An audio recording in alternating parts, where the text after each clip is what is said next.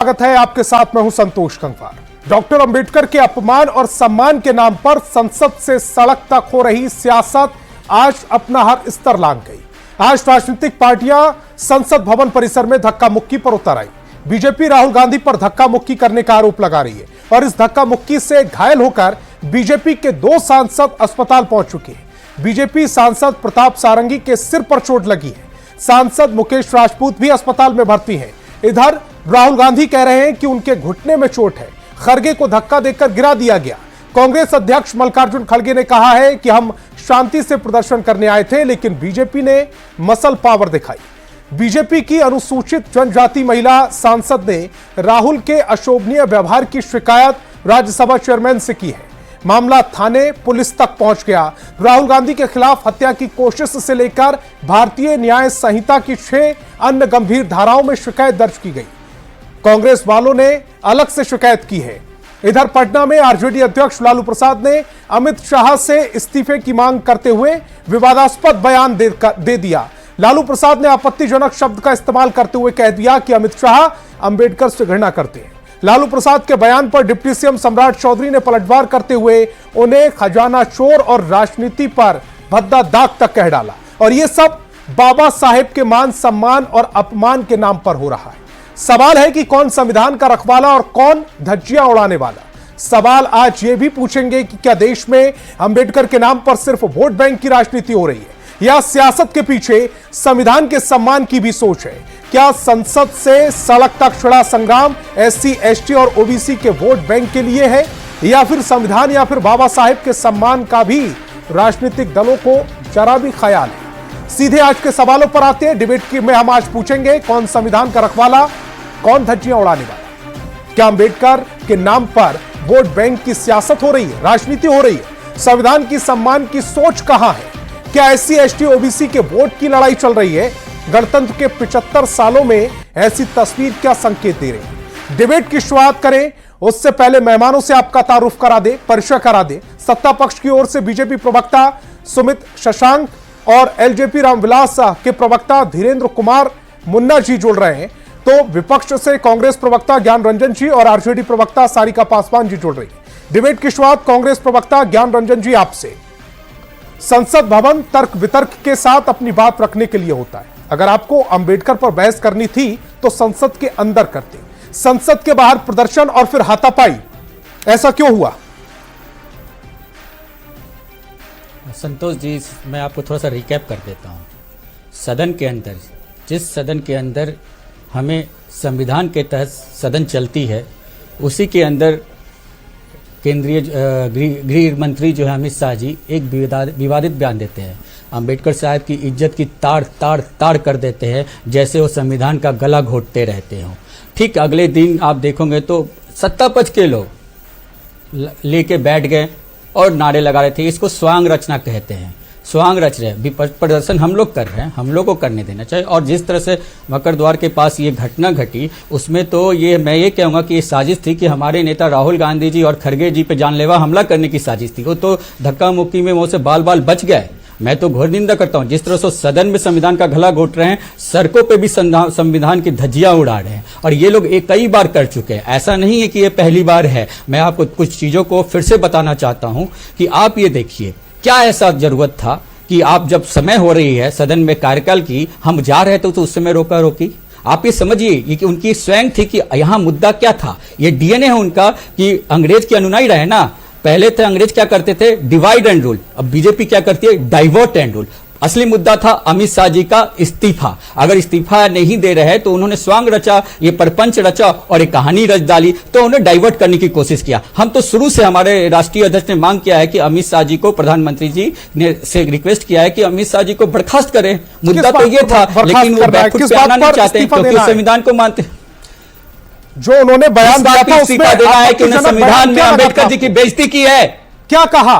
मैं बता रहा हूं जिस तरह से उन्होंने बता रहा हूं मैं, उन्होंने जिस तरह से अंबेडकर जी का बदनाम किया नामों को कि आप अगर ऐसे अंबेडकर अंबेडकर अंबेडकर अंबेडकर अगर इतना नाम भगवान का लेते तो 7 स्वर्ग चल जाते। वो क्या दिखाना चाहते हैं? संविधान के रचिता, जिस संविधान में उनकी आप इज्जत के नाम का तार तार कर रहे हो, वो संविधान में उनका रचा हुआ है और उसी संविधान से वो सदन भी चलता है। उनको थोड़ा सा भी शर्म नहीं आया? जिस तरह से उन्होंने इस तरह से लूटा है, संविधान की धज्जियां उड़ाई है, ये मांग करती है। और यही नहीं, हम पूरे देशव्यापी इसका आंदोलन विरोध करते हैं। और यही नहीं, आप समझिए, इस पर बीजेपी आपसे पूछ लेगी कि आपने अब तक अंबेडकर के लिए क्या क्या किया, फिर आप बगले झांकते रहते हैं।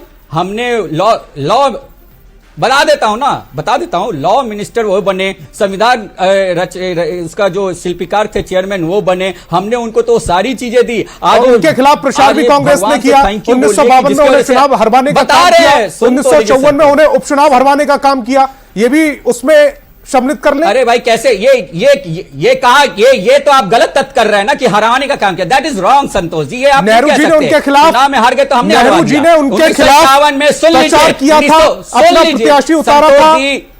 संतोष जी, मैं उसका जवाब, संतोष जी आपका सवाल हो गया, मैं जवाब दूं? मैं जवाब दे रहा हूं। 1951 में जब हिंदू संहिता के हिसाब से जब उन्होंने महिलाओं का उसमें अधिकार देने की कोशिश की तो यही बीजेपी के लोग 1951 में इसका विरोध किए थे।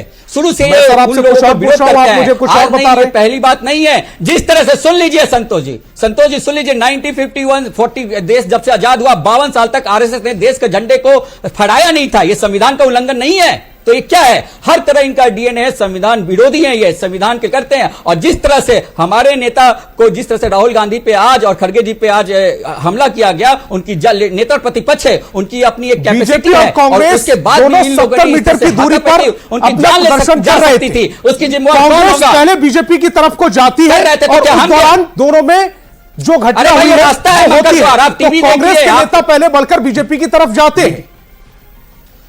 हमला कैसे हो गया? फिर बीजेपी ने जाके हमला कैसे बोल रहे हैं? आप देख लीजिए, रास्ता है, मकर द्वार है, वो मेन एंट्रेंस है, मकर द्वार वही है जहां पे वो बैठ के कर रहे थे। अरे भाई, सदन शुरू का कार्यकाल शुरू हो गया था, आप उस रास्ते का इस्तेमाल कर रहे थे, आप अमित शाह जी को बचाया जाए, तो उन्होंने आपके ऊपर आकर हमला कैसे किया? अरे भाई, तो रास्ता है। बीजेपी नेताओं को कैसे? हम लोग हवाई जहाज से चल जाते हैं संतोष जी, हवाई जहाज है कि उड़ के चल जाते हैं, पशु पक्षी है, परिचय परिंदा है कि उड़ के चल जाते हैं। रास्ता तो वही है ना। बीजेपी को चर्चाओं में लेकर आता हूं। उन्होंने नेता प्रतिपक्ष पे हाथ उठाए, वो माफी मांगे और सीधा बर्खास्त हो अमित शाह जी। आज इसी संविधान के तहत मैं मांग करता हूं कि आज वो जल्द से जल्द प्रधानमंत्री उन्हें बर्खास्त करें। बीजेपी प्रवक्ता को मैं चर्चाओं में लेकर आता हूं। सुमित जी, ये जो पूरी घटना है, नाम अंबेडकर जी का लिया जा रहा है, संसद में जो हो रहा है, इससे अंबेडकर जी तो खुश नहीं होंगे। देखिए संतोष जी, सबसे पहले मैं बाबा साहब भीमराव अंबेडकर जी के एक जीवन से जुड़ी हुए एक प्रसंग को बोल करके इस विषय की शुरुआत करूंगा कि बाबा साहब भीमराव अंबेडकर जब स्कूल में पढ़ते थे तो उनसे पूछा गया उनके अध्यापक के द्वारा कि बड़े होकर के क्या करोगे, तो उन्होंने कहा कि मैं अछूतों के लिए काम करूंगा, मैं समाज के अंतिम पायदान पर बैठे हुए व्यक्ति को कहीं ना कहीं उसकी आवाज बनने के लिए कार्य करूंगा। आज देश की यशस्वी प्रधानमंत्री आदरणीय नरेंद्र मोदी जी, आज देश की यशस्वी गृह मंत्री आदरणीय अमित शाह जी जिस तरीके से उनके सपनों को साकार करने के लिए अंतिम पायदान पे बैठे हुए व्यक्ति के सपनों को जीवंत करने की लड़ाई लड़ते हैं, उससे कहीं ना कहीं ये पूरा कांग्रेस पार्टी का नेतृत्व जो है वो घबराया हुआ है। लेकिन उन्हीं की पार्टी के सांसद क्या कर रहे हैं संसद में? प्रताप सारंगी जी, संतोष जी, प्रताप सारंगी जी, जिनको जाना जाता है उड़ीसा में समाज के अंतिम पायदान पे बैठे हुए व्यक्ति के लिए कार्य करने के लिए, जो एक टूटी झोपड़ी में रहते थे, जो एक टूटी साइकिल से चलते थे, वो कहीं ना कहीं दवाई और मूलभूत सुविधाओं के लिए लोगों के लिए काम करते थे, वैसे व्यक्ति को प्रधानमंत्री नरेंद्र मोदी जी ने संसद में पहुंचाया और वैसे व्यक्ति को राहुल गांधी जी ने धक्का दिया, वैसे व्यक्ति का सर फोड़ने का काम किया, एक दलित आदिवासी महिला को अपमानित किया, दलित आदिवासी महिला को धक्का दिया।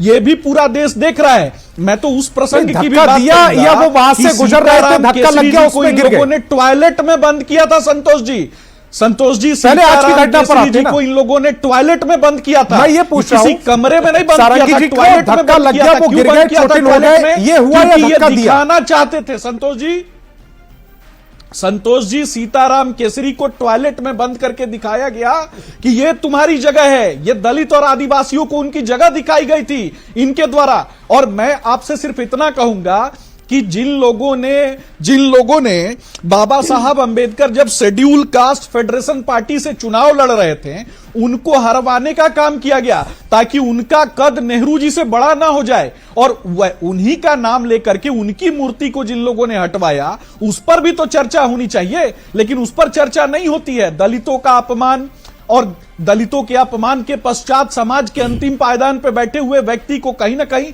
नीचे गिराने का काम हमेशा राहुल गांधी, संसद तो चर्चा के लिए ही चुनकर भेजते हैं, लेकिन संसद में होकर क्या रहा है वो आज सबने देखा है।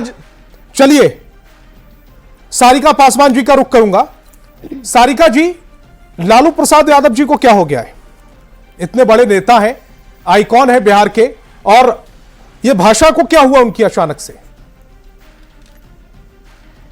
मुझे लगता है संतोष जी, आज हम लोगों को जिस तरीके की भाषा का इस्तेमाल सदन के अंदर अमित शाह जी ने किया है और जिस तरीके से उन्होंने बाबा साहेब भीमराव अंबेडकर का मखौल उड़ाया है, मुझे लगता है ये इस विषय पे हमें आज ज्यादा जोर देना चाहिए। बाबा साहेब भीमराव अंबेडकर किसी एक व्यक्ति की, एक पार्टी की या किसी निर्लजता का परिचय दिया, उस पर जवाब देंगी आप? ये कौन गुंडागर्दी कर रहा है भाई?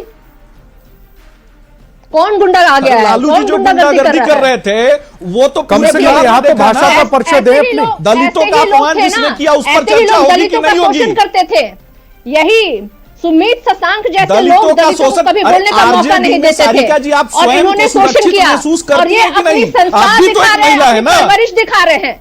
शशांक जी की परवरिश ऐसी हुई है, जिस पार्टी के रहते हुए पूरे बिहार में माताओं बहनों का चीरहरण हुआ, उस पर जवाब दीजिएगा सारिका जी। थोड़ी भी शर्म है आपको? थोड़ी भी शर्म है तो जवाब दीजिए। सावरकर के खुद आप एक महिला हैं, संवेदनशील बयान दीजिए। महिला होते हुए जब आप आरजेडी के कार्यालय जाती हैं तो स्वयं को सुरक्षित महसूस करती हैं कि नहीं करती हैं? इस पर जवाब दीजिएगा सारिका जी। आप तुम्हें करनी इस पर जवाब नहीं दीजिएगा क्योंकि आरजेडी के अंदर महिलाएं सुरक्षित नहीं करेगा। आरजेडी के और दूसरा ये कि एक गरिमा है, आरजेडी का उस गरिमा का ख्याल रखते हुए अपनी बात को रखें। और गुंडों को प्रश्रय देता है, ये पूरा बिहार जानता है। सदियों से दलितों का शोषण किया है। शशांक तुम्हारी वही गंदी नस्ल है जिसने अरे गुलाम खिलजी, तुगलक, सैयद, लोदी, मुगलों में जो लोग अपना डीएनए खोजते हैं उस पर चर्चा होगी कि नहीं होगी? ब्रिटिश ईस्ट इंडिया कंपनी में जो लोग अपना डीएनए खोजते हैं उस पर चर्चा होगी कि नहीं होगी? हम बाबा साहेब देश के लोगों की बात कीजिए। बाबा साहब भीमराव अंबेडकर के सपनों को जीवंत करने के लिए भाई, जब मैंने आपको बोलने का मौका दिया था तो पूरा बोलने का मौका दिया था। आप मुझे मेरे सवाल का जवाब नहीं लेने देने। वो अधिकार जो बाबा साहेब भीमराव अंबेडकर हमने दिया है, सारिका जी मेरे सवाल का जवाब दीजिए। तुम्हारी ये तपिश, तुम्हारी ये दबिश नहीं चलने वाली है शशांक। तुम वही लोग हो, सारिका जी गंदी प्रवृत्ति के लोग हो। मेरे सवाल का जवाब दीजिए, मैं आपसे सवाल कर रहा हूँ। लालू जी से ज्यादा गंदा प्रवृत्ति का कोई है? बताइए ना मुझे, जो इस प्रकार के लोग शब्दों का चयन करते हैं। सारिका जी शर्म आती है आपको? बलात्कारी इस प्रकार की बातें, बलात्कारियों को, गुंडों को, अपराधियों को मुर्गा लड़ाओ प्रतियोगिता किसने चालू किया? गुंडा खोज प्रतियोगिता किसने चालू किया? हमने तो बेटियों के खाते में पैसे देने का काम किया, बेटियों को साइकिल दिया, बेटियों को 25,000 रुपया दिया, बेटियों को 50,000 रुपया दिया। ग्रेजुएशन पास होने पर बेटियों के विवाह के बाद उनको पैसा देने का काम किया, बेटियों को आरक्षण दिया। और बेटियों को मेहमानों से तो कह रहा हूं कि आरजेडी वर्सेस बीजेपी की लड़ाई नहीं है। बताइए ना, ये डिबेट आरजेडी वर्सेस बीजेपी के लिए हमने नहीं रखी है। मुझे मेरे सवाल का जवाब, सबसे बड़ी बात सारिका जी आप मुझे मेरे सवाल का जवाब दीजिए। मेरा सवाल यह है कि इतने बड़े नेता है, मुख्यमंत्री रह चुके हैं, फिर भाषा को क्या हो गया उनकी? नहीं, संतोष जी मैं जवाब आपको तब दूंगी ना जब मुझे बोलने का मौका दिया जाएगा। सुमित भाई मैं आपसे गुजारिश कर रहा हूं, अब आप सारिका जी के बीच में नहीं बोलेंगे। आप तो सबको चुप करा देती हैं। बिल्कुल। आज क्यों चुप हो रही हैं?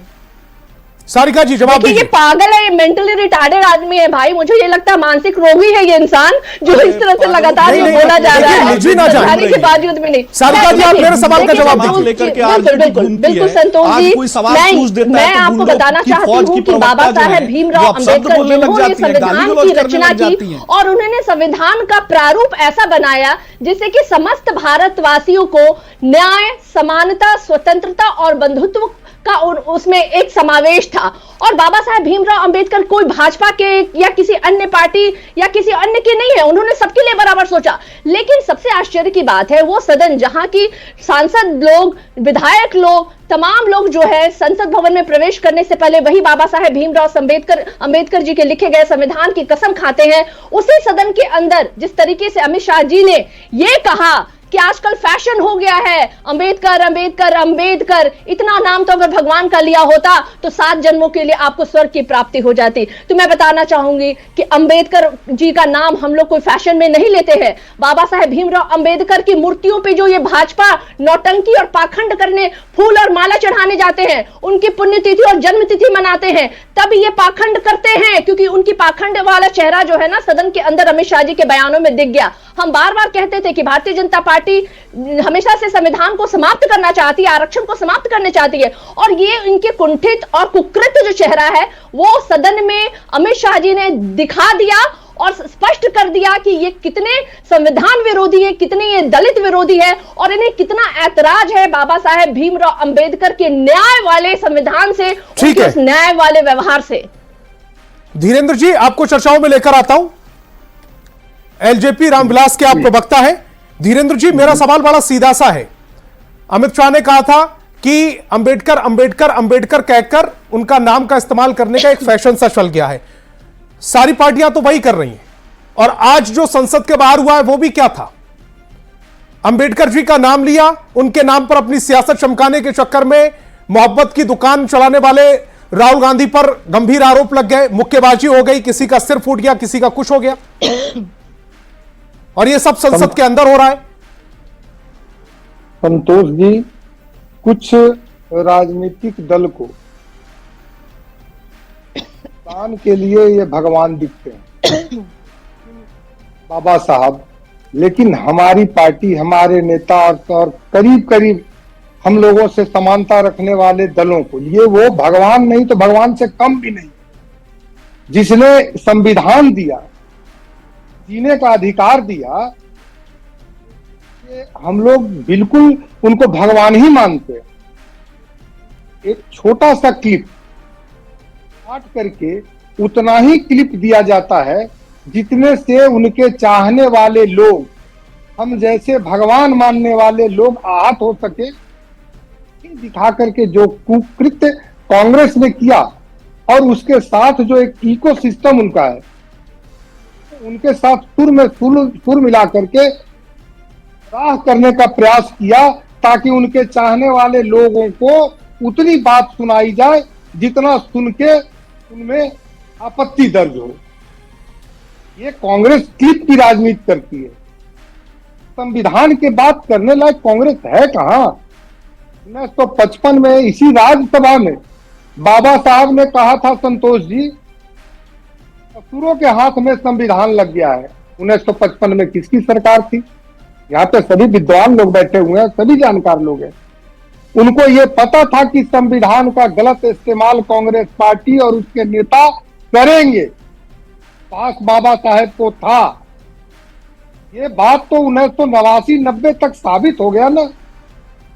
उनको बाबा साहब को सम्मान तक नहीं मिला, और जब गैर कांग्रेसी सरकार बनती है भारत में और उसमें हमारे नेता पद्म भूषण रामविलास पासवान जी मंत्री के रूप में उस कैबिनेट में रहते हैं, उनके पहल से और आदरणीय विश्वनाथ प्रताप सिंह जी के प्रधानमंत्रित्व काल में उनको पहला बार सम्मान दिया जाता है भारत रत्न का।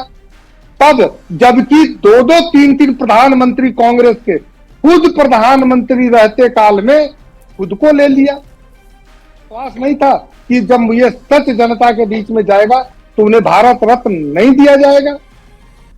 आज दलित के लिए उनको बहुत बड़ी चिंता लग रही है, लेकिन बाबू जगजीवन राम के साथ में यही बिहार के नालंदा के बेलछी में कांड हुआ था जहां 12 दलितों की हत्या हुई थी, और हमारे नेता पद्म भूषण उस समय मंत्री के रूप में, एमपी के रूप में सवाल उठा रहे थे। दूसरी बार जीत करके गए थे लोकसभा में। और उस समय के बाबा, कांग्रेस के 3 बाबा हैं।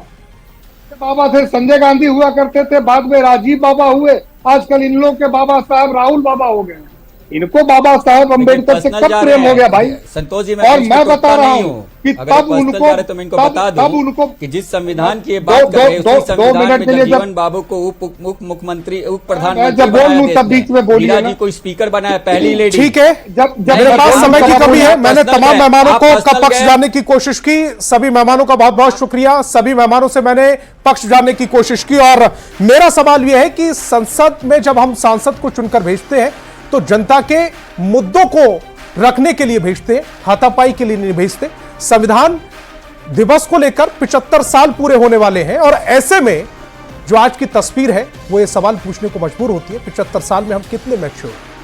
बहस बिहार की मैं फिलहाल इतना ही। आप देखते रहिए न्यूज़ 18 बिहार का।